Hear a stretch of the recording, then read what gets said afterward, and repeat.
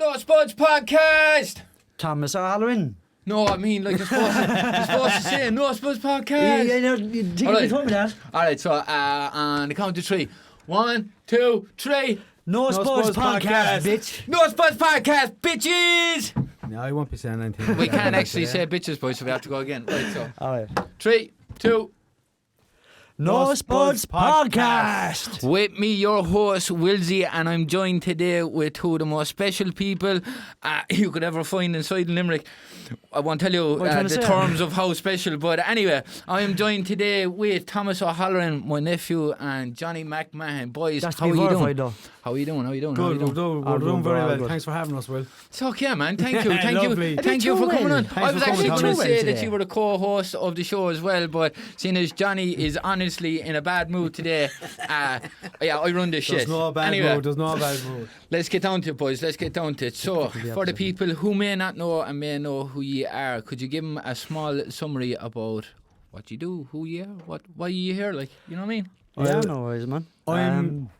My name is John. I'm from the south side of the city. I'm a serious advocate for mental health, and this is why I'm here today. Lovely. Shout out, John. And who are you, nephew? What's your name?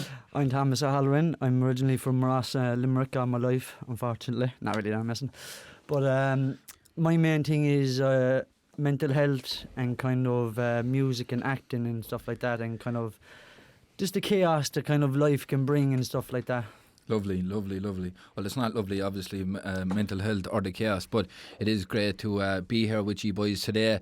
My own role in this whole thing is to promote the lifestyle of NoSPudz, and NoSPudz means to back down from nothing, to always hold your own shorty in life, and to believe in your own things, because not everyone will support you in life. And so by us being here on this podcast, we would like to share our own life stories, and God knows that there is some wild stories that are in store for you throughout each episodes. And also we will be bringing in guests, and we will be speaking about topics that exist here in Ireland that are close to our hearts, and we may even relate them back to our own personal issues. So if you want to support us, please go over onto our social media sites at NoSPudz podcast for everything. Let that be Facebook, Instagram, wherever you get your stuff. All social media sites, and if you go onto our own personal pages, you'll find the link for each podcast in our link trees. Anyway, let's get down to it. Official stuff to the side. Let's get down to business. That was like as if it was pre-rehearsed, wasn't it? But it's not. I think we're getting the kind of gist of it, jelly. Shout out to my masseuse. I got a masseuse. I got a massage this morning, and my man put me a line for everything. No, listen to that, my man. Nice. Where did he touch you? If I give you a teddy bear, you show me where he touched you. I got the marks to show where he touched me by. I got suction cup to date. But anyway, let's stick to the same road that we were supposed to be travelling on. On today's show, we will be speaking about Enoch Burke. I know that things have progressively got out of hand with that dude. So we're going to get onto John. John has done a little bit of research in behind the scenes of who and what is Enoch Burke. Of course, being a part of the travelling community, and with the big fight over the weekend, having been Tommy Fury and Jake Paul, we will be looking to talk about maybe a little breakdown of the fight, and also the psychological pressure that would have been placed upon Tommy Fury by not just the external realms, as in like the Paul realm, or even say the internet, but even so close to themselves, even that family members, even that being family members. So myself and Thomas are going to obviously speak on our own behalves, and John is also here for input. So let's get down to it, boys.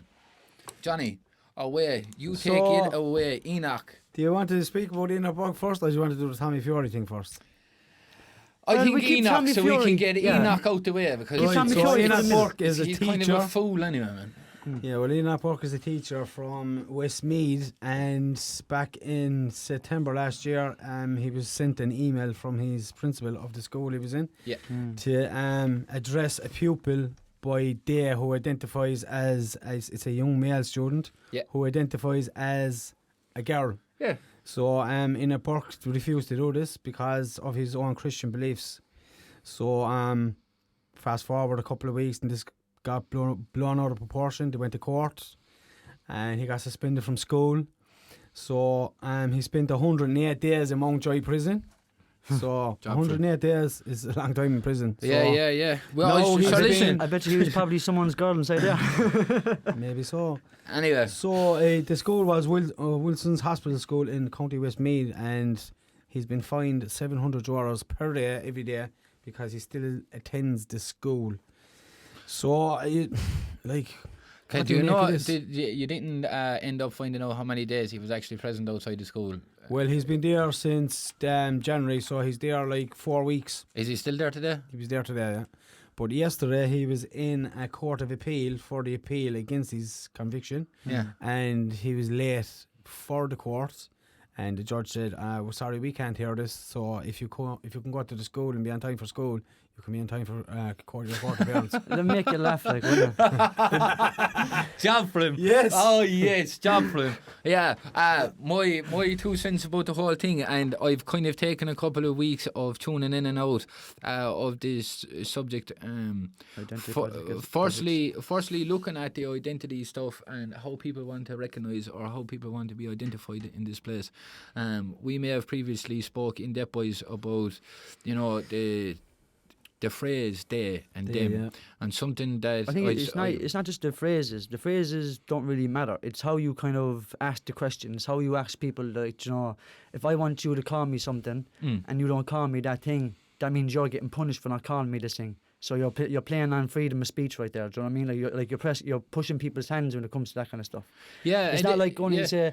Like, don't get me wrong. Like, if you come up to me and ask me, like, nicely, do you mind if you call me this in future? And if I call you by the wrong name in future, just kind of say it to me, and we'll move on from there. Kind of thing. Educate. But it's a kind of point where, like, it's forcing everyone to accept something when it's only a minority, it's not a majority kind of thing, that kind of way as well. And I can understand that as well, because, like, we come from that kind of background ourselves, where, like, we're looked at differently by the way we talk, the way we act, and everything like that. Do you know what I'm saying? From like, outside and perception. Yeah. So I can understand, like, wanting to be accepted, by everyone. But you're not like, no matter what, you're never going to be accepted by everyone. You're always going to have someone who likes you and who hates you, no matter what you do. But this is a teacher appointed in a school to be able to teach a person. If there is a manual or a handbook that has to be placed out there for teachers, the first thing that should be on top of that manual, is equality, self-respect, understanding each other's point of views, places, things, empathy, respect, willingness. All of these things need to be reinforced by those who are appointed to be educators or facilitators of the whole thing. Now, you struck on something there a second ago when you said about it's a minority and not a majority kind of a scenario. I just wanted to make it so simple, man, that this is what I was thinking about during the week, and it was like the I need to say this correctly because I do get a little stutter. They and them is, to me, is a collection of both identifying as, yes, it may be a male or it may be a female, and they identify as another stem of the gender. Non-binary. So they either, non-binary or whatever. But it's because they feel two things inside of them. They feel the mechanics of whatever, and then they feel the personality it's more or less of, like, one day they might feel more feminine than masculine, and another day they might be more masculine than feminine. That's kind of the way. It's never like the two at once. So that kind of way, because if it was two at once, the brain would just snap. Yes, do you know what I mean? They wouldn't be able to.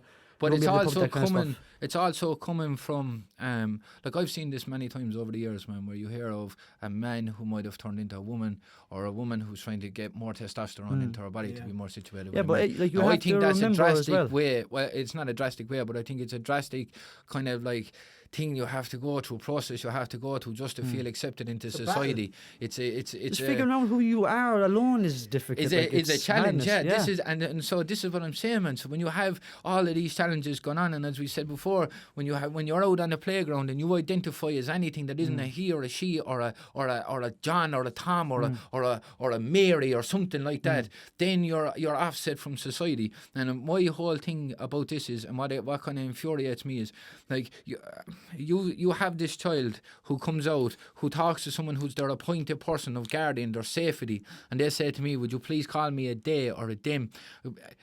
like to me, the insecurity around all of that for a small child must be one thing, right? Then to bring that into the school play or the school playground, then they're going to get heckled and bullied for that. Then you're going to have to go about as well. Yeah, that's and then the their problem age as well. That's the young age as well. You don't want, like, when you're in like in primary school and things like that. Even first year or second year, like, you're still kind of in primary school in a sense. You're not kind of like so.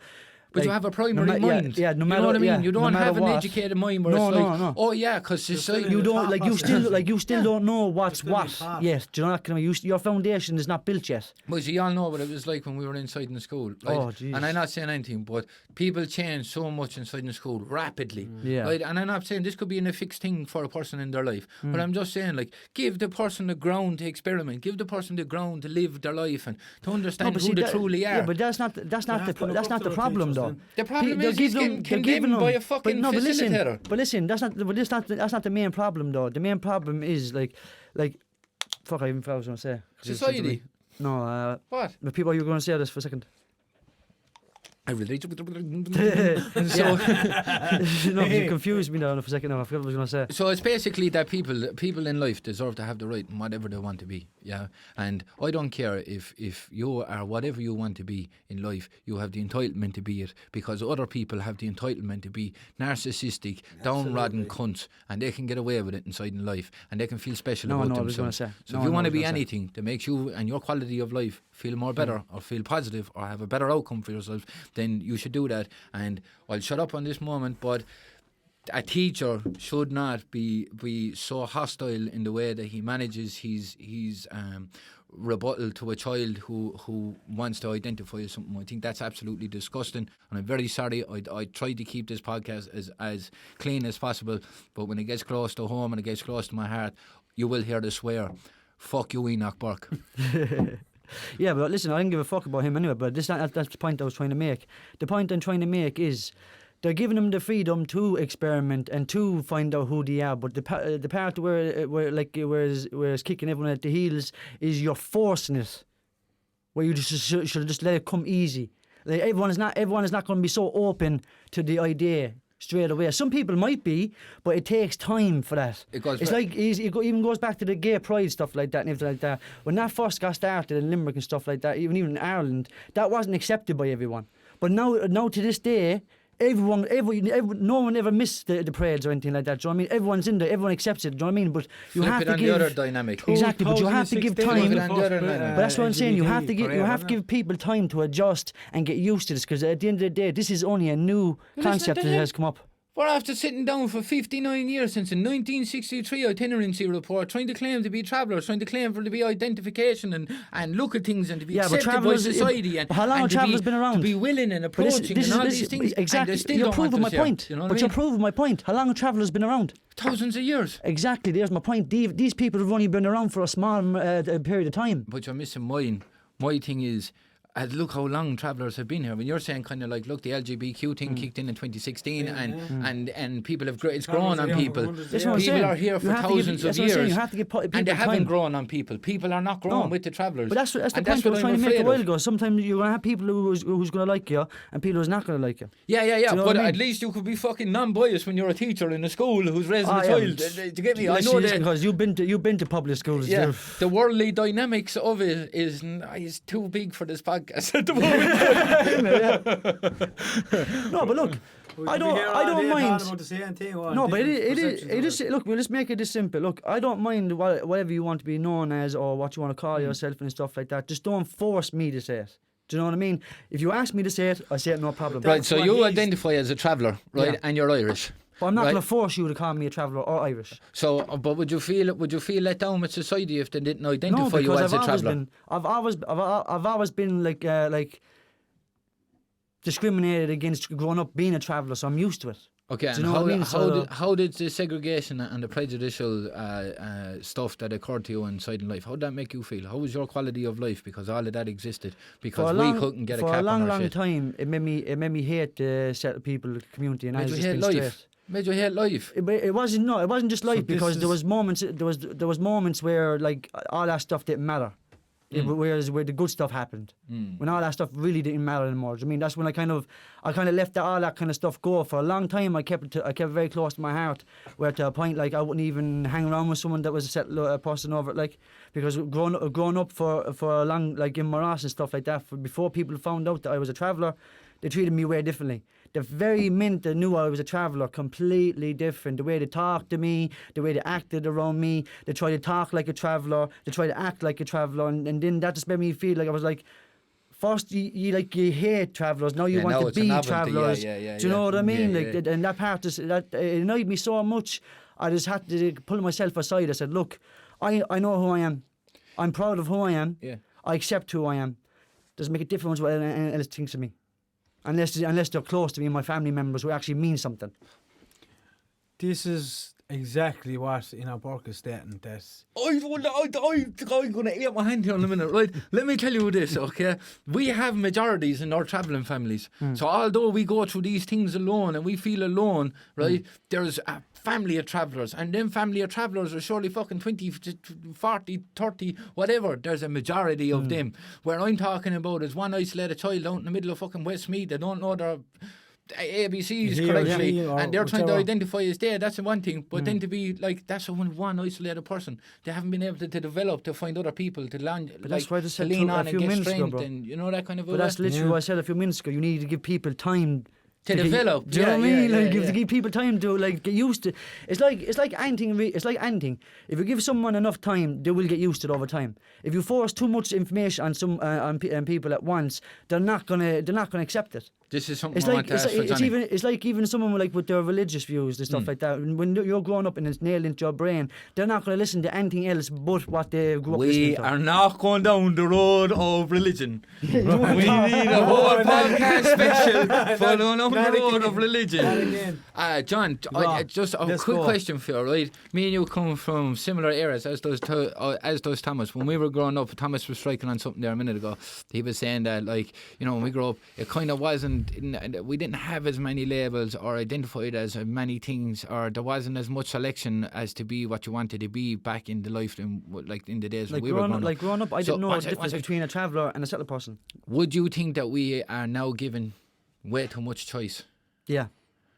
There's because way too much freedom. They're trying to make up for past discretions. For who? For like for just people in general, like that there's a consensus now where it's just like, okay, you can do this or you can do that. You can do whatever you want, just pay your taxes. Yeah. Yeah, there is. I think there is. Too much freedom. It's paying up for but I past suppose, like, where is enough? Yeah. You know what I mean? Like, who's to say, like, that you can't have these freedoms? And diverse. Do you know what I mean? Freedom. It's a diverse world we're living in. It's a multicultural country now that it's we're living in. It's a privileged world we live in. And why not? Like, people are coming here every single day from war-torn countries around the world, from slavery and things like that, and they're more than welcome here.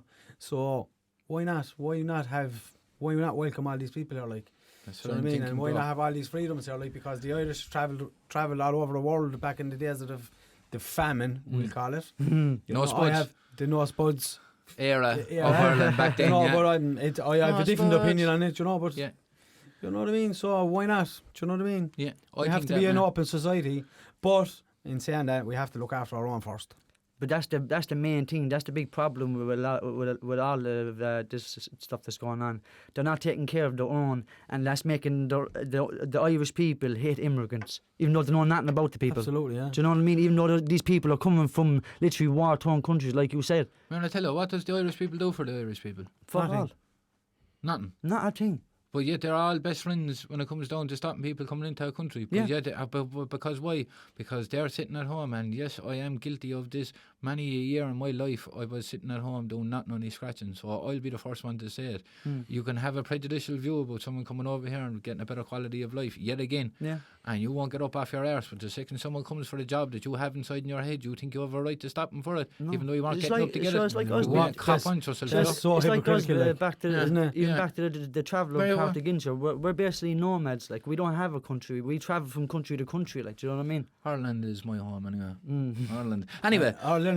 So, boys, just speaking about that, the whole traveller aspect of things and acceptance and prejudicial views and, like, fucking people going to different countries to make something of themselves. Oh, you went to Australia, sir? The second topic. I lived there for nearly 3 years. second topic, you might be able to relate with this. The second topic that we're going to talk about on the show today is Tommy Fury versus Jake Paul over the weekend. About fucking time he fucking finally got fucking punished. Well, that goes not having any curses inside the podcast. I think in about 40 when we want blood pressure. Yeah, you can beep them out. It's grand. You can beep it out. You can say what you want on radio. But, John, if you... have you seen the fight? Did you get to watch it back? I actually didn't see it, no. You actually have to watch it. Actually, I just seen bits of pieces of it. Pull up the highlights. I used to be kind of mad into... But I'm mad into boxing. I met Mike Tyson. But those two fellas, no, you couldn't watch that. It's just... It was against it. It was just against the sport, bro. Yeah, that was the problem was. Kind of a grudge match. Because at the end of the day, like there's so many people out there that's putting like their every day, every minute of their lives just become a professional boxer. For someone just to become a millionaire and decide they want to go do professional boxing. Yeah. See that turned a lot of people off it. But at the end of the day, you have to have respect for someone who's going to put gloves on and get into the middle of the ring and have the head punched off him. Yeah. Do you know what I mean? You have to like. And he got the head punched off him, didn't he? He did, but in fairness, no, he didn't give it as good as he got, but he really did give it a go. Yeah. He gave it his best. Fair and obviously, don't get me wrong, like Tommy's only kind of a start now kind of guy himself, so he's not fully developed in the boxing world either. Like he still has a lot to learn as well. But you could see the difference between Tommy boxing in that night and Paul boxing that night. Do you know what I mean? You could see the difference. You could see the amateurish and you could see the professionalism. I think there was a difference in the lines of the value in which it meant to the person who was fighting. Oh yeah, 100%. Because I think Jake Paul might have overlooked Tommy in a sense, but I think that Tommy had the world and his family on his shoulders. He had him on his back. They were leaving him in Saudi Arabia if he didn't win. He was, but Ronaldo's shoe boy. He's going to polish Ronaldo's shoes. He's not going to be called Fury. He's not going to have this. He's not going to have that. That all comes from his internal circle, right? And then he has whatever else is happening in the world. Has a child, marries one of the most fucking renowned women in the world. For this. Who is she again? Molly May. She's a vlogger and she's multi-business owner and things. She's multi-millionaire out of it anyway, man. But the thing about it that I found very, very interesting, because I'd be very like you, John, in the sense of I want to watch a fight that's a fight. Yeah. So my nephews, God bless them, and shout out to them. They all be talking about phase, temper, this, and even KSI and all these guys, and I'm like, nah. Get that, just scrap that, away, no bro, interest, right? Because that's the Gen Z version of boxing. Yeah. But do you know what? Do you know if they actually went into the amateur leagues and actually worked their way up, they'd have more respect? And that's just plain facts, like. And the other side of it is, as I was going to say, is that what had me interested in this whole thing was that the Fury name was connected to it. Yeah. That there was an element of real boxer, real heritage in boxing. You get that kind of way? His brother was in his corner, wasn't he? Tyson, yeah. There was 30 people in his corner. Yeah. They were all surrounded. It was like a WWE match. They were all outside the whole corner screaming at him. Yeah. And when he got dropped, he got up and looked at his father and he had about 40 people. You're on Tommy! You're on Tommy! You know what I mean? It was like... It was like a load of Peaky Blinders. A hammer little. Funny. But... the thing that got me, man, and what kept me really engaged with it was the mental pressure. I wanted to know... Would it publicly be shown, and if it did, in what capacity would his pressure be shown? And I think it was just a beautiful, sincere moment at the very end of the fight in which he just couldn't hold his emotions back. But we all know what it's like. It's like when you finally get to a point where like you really wanted to be, and it's like it's there in front of you. Like you can't control your emotions. Man, it's last impossible. year when I won the Traveller of the Year award, I was like, bro, you were dazed. You didn't know what to do. No, I was like, it was like, am I really here? Yeah, me. What? No, that was a mad day. That was a mad day. That was. But that's when he saw like. It's like Ireland in a sense, geographically and population-wise, wouldn't even be the length or the breadth of maybe London in a sense. No. I'd say it might be a little bit bigger than London, but population-wise it wouldn't. London has more population. 23 million people in London. Yeah, so that goes to just show like his pressure is a complete whole other world away. But that's one thing about like even being in the traveller side, like even if it wasn't that fight, like that's you're told that your whole life growing up anyway. Yeah. Do you know what I mean? If you don't do this, if you don't be this, don't do this, you don't do this, you're going to be no good, and that's it. What's wrong with you? Oh, cop on, man. Well, get on with yourself. Why aren't you married? All this bullshit talk of them. To be honest with you, man, right? Suppression is a great thing when you're boxing. When you have outlets in which you experience or you release your aggression. The problem is when you suppress and have no outlet or have no acceptance from society, then it becomes detrimental to your health. Then it also becomes a depressive form and all these things. On the flip side of it, and the reason why I brought up Tommy and Jake is because I kind of felt that. I felt to myself, man, and I've been under pressure, boys, as much as you have before as well, and you know when pressure is on and it's proper pressure, fucking hell, like that's... You know, just do or die. Imagine how your man feels after losing, like, of all the hype. I seen all the hype and all that kind of stuff, and I didn't watch it, so I don't have too much information. Look, at the end of the day, he got you have an opinion. The man got a chance to be in there, like, with fucking a good boxer and stuff like that. Was it him or his brother? His brother. Did you see what the Fury's done? Great strategy from the outset, right? So what they done was they sent the manager, Tommy Fury's manager, into Jake Paul's dressing room when he was getting warmed up, and that was grand. And then Big John Fury went into the dressing room. So Jake, his mind state wasn't getting into the mode of a fight. It was getting, here's one Fury, oh Jesus, here's another Fury. Another 28 outside waiting to come in and see me as well. Oh yeah, I may leave off this Fury. I may leave off this Fury legacy. And if I happen to beat him, the 30 of them are in this ring, and I can't be seen because they're 7-foot walls all surrounding that ring. Some size, isn't he? Yeah. Oh yeah. Oh man, you see the length of the arms on him. Stop, bro. Did you see Tommy? Tommy has inherited all that as well. Tommy's hands is down by his kneecaps. But the beauty about that, man, and just to speak on what you were saying, Thomas. If he'd have lost, what would have happened? Oh, bro, he went into a spiral of depression. He probably would, and unfortunately, he probably would have. Yeah, that's why I think they said he'd never box again. Yeah. And as John was saying, that would on the receiving end, that would have broke his spirit. Jake Paul can never sell himself now because he has. It will come to a point. He's always. It will come to a point where, like, me man would literally drown in his own sorrows, like. That's what literally would happen to him. Especially, bro. But it's different in that travel environment. When you have all those literally so-called alpha males around you and stuff like that, and you all think they're hard men when they're really not, they're half soft. But when you have all that kind of pressure on, like every single day, you have no privacy. The minute you step outside your trailer, they're in your face. Yeah. Do you know what I mean? Give me a fag, give me this. You can't have an argument because they're listening. Bro, you can't. You know what I mean? Argument. It's not an argument. It's a whisper. You can't. You have to. You have to whisper. Otherwise, everyone knows your business. Stop them. I don't like it.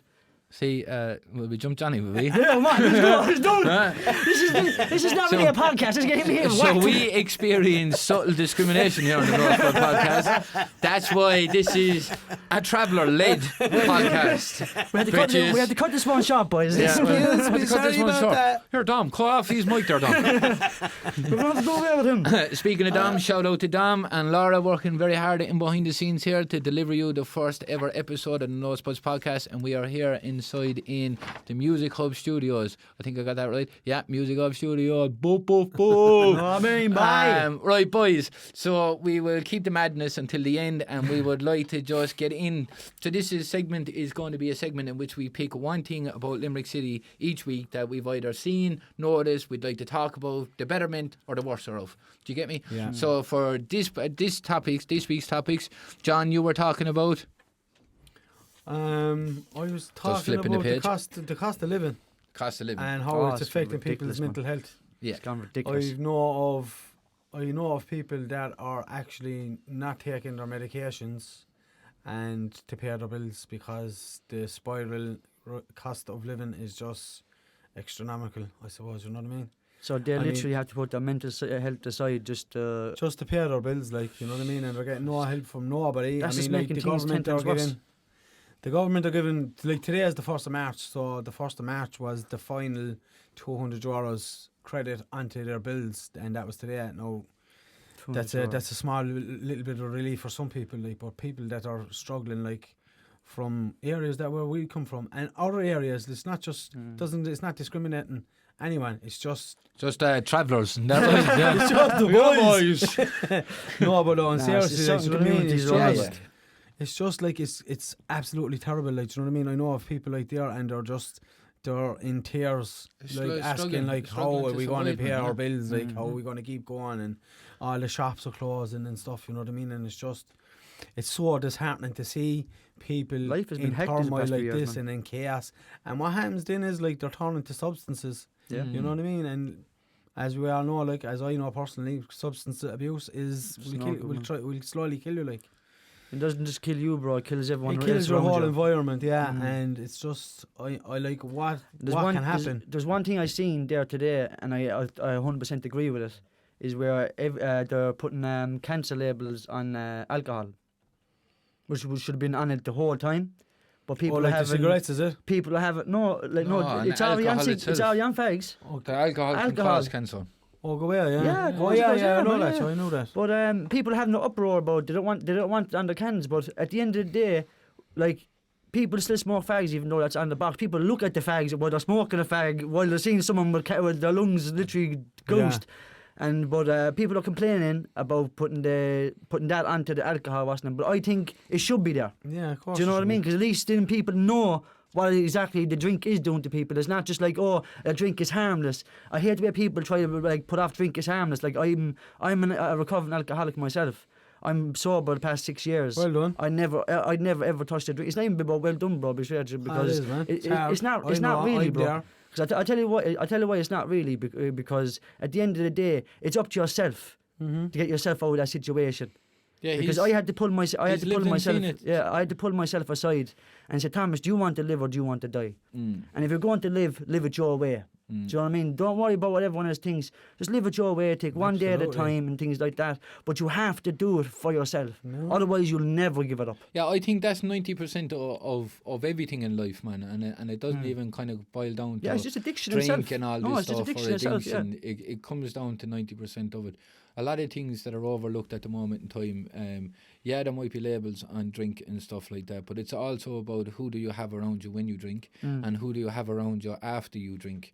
Because the most important part, and I will vouch for this because I'm not unlike the boys. The boys, fair play to them and God willing, are on their journey of recovery and stuff like that. I myself, I have the occasional points and whatever else, but I will say this, there with every high comes a low, and every valley has a depth. And I find that no matter if I went drinking with God bless him, Elvis Presley in the morning, if he was still around, and actually, I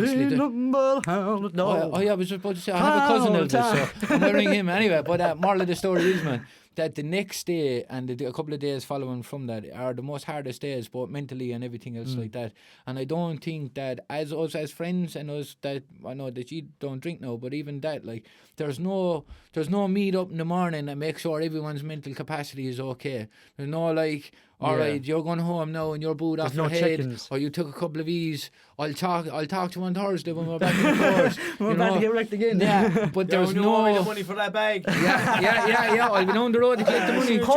I gives you next week. but this is the thing, right? So then you get people, man, that may not go through them same things as you go through, and they're okay with life, which makes you feel lesser in life. And then, as we were just saying about the living costs and depression and cost of living and everything like that, you start to get, I don't know if it's like an inferiority complex. Bro, in the sense of it's like mental health has skyrocketed over the past couple of years. In It has, a very fast rate than it normally was ever. Like, you know, that kind of like. But people have, if you don't mind, sorry, John, if you don't mind me saying it, I think people have gotten very, very self-centered. Yeah. A lot of people have, this is my point. Yeah. Like, I see John That's a all lot. down to social media, John checks in a lot with people, and he checks in with me a lot, and he puts a lot up on socials in positive realms about, engaging with people and reaching out to people. And I really like that. But I am guilty of it myself. I'm too much antisocial to do that, bro. Yeah, I find that I get very self-centered at times, and especially after drink, the world is around me. I'm very narrowed in that conception of who I should check in with and stuff. And I find that that's what we're missing. We're when you talk about mental health and cost of living and all this shit, we're not checking in with each other. No, we're not talking. No. We're not saying, look, bro, I'm down a $5. My whole world is breaking. If I don't get my rent paid, would you have a $5 on you? Because nowadays sometimes that is so hard to ask someone. But it shouldn't be, But man. it shouldn't be, is right. It shouldn't be. But it is Like, because of social pressure, social sometimes, media, fucking you know, drink, drugs. say if you have to ask for a loan off someone, you feel so low on yourself for even Yeah. asking. You don't even want to ask.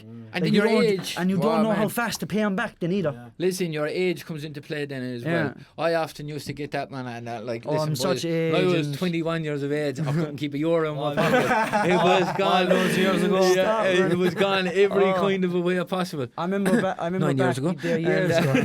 Doing Well, listen, 15 yeah. years ago. I remember back there when I was very young. I used to be out in Shannon with my cousin Dean. He's dead now, RIP. But like it's not like we didn't have money or anything like that. But we used to go around, say the shopping centre and find the euros and the trolleys. And we used to go into, we used to catch up about €3 or something like whatever it was for the ice cream and muffin inside the Supermax. Yeah. Bro, it was mad. When Some you treat. finally got it in, you were like, Some treat, it was fucking beautiful, bro. It was basically free, do you know what I mean? It was fucking gas. We used to go off for hours doing it, man. But just to kind of cap it at what we were saying, boys, I do agree. I think the cost of living has absolutely gone incredibly inflated. I think that but medication is starting to get very dear now. I think they started off with, I think it was a 20-cent levy at one stage, and it ended up now being 50 cent. And I think if you were to go in to get an 80 cent, 150 now. 150, now, 80 is it? cent to Yes, right, 150. So you can even see by that, and having a medical card will soon mean fuck all in this country. But if there is anyone out there by any means going through anything that is still listening to our podcast or anything like that, and you feel that you have an input to come on and talk about this subject, or you feel like you'd like to reach out, you can get us on all our social medias, and if you want, you can send an email here onto the NoSPudz podcast at gmail.com, and we'll talk to you, we'll link in with you. If not, and you don't want to come to us in fear of anything, please ring Samaritans, or please go and find someone who loves you, because everyone does. It's a safe home for everyone. We took in Johnny, we made him a traveller, so we can make him a traveller as well. We might take the piss out of each other, but we're only having a laugh. Yeah, and it's all love and consideration. Don't right. take everything too seriously. We were going to get into the traveller housing stuff and things, but for that I'd like to have proper stats and proper things for the NoSPudz podcast, of course, because, as I said, it's about the travellers for the travellers, not about the rabbit. No, I'm going to listen. So, yeah, boys, I think... It's a traveller thing you wouldn't understand. have you anything else you'd like to bring around the table before? Not in burning. Okay, that's been your episode, first ever episode, thank God, of the NoSPudz podcast. Again, I'm joined by... Johnny, Honesty. And Thomas Allen, cause... And this has been... NoSPudz podcast, cause... We can't ever get anything right. Listen, tune in for episode 2. We'll be joined by some funny heads, and this only escalates to get better and better each time. Again, we would like to give a special thanks to the Music Hub Studios, to Dom and to Laura, shout out. all time, every time. And of course, if you have anything burning in the back of your head that you would like us to talk about, if you just want to give us a kiss, the boys are single, and yeah, we can take everything from and there. the Learning Hub Please. has a lot of facilities that can be used as well, with boxing, I think they do dancing and things like that as well, I think, is it? Yeah, we're going to get paid for that. We won't talk about that yet. Or as well, if you're feeling down and out, please seek professional help. Yeah. All right. Go on. We'll talk to you in a while. Go on. Go on, yeah, man. Go on. NoSPudz podcast for life, cuz.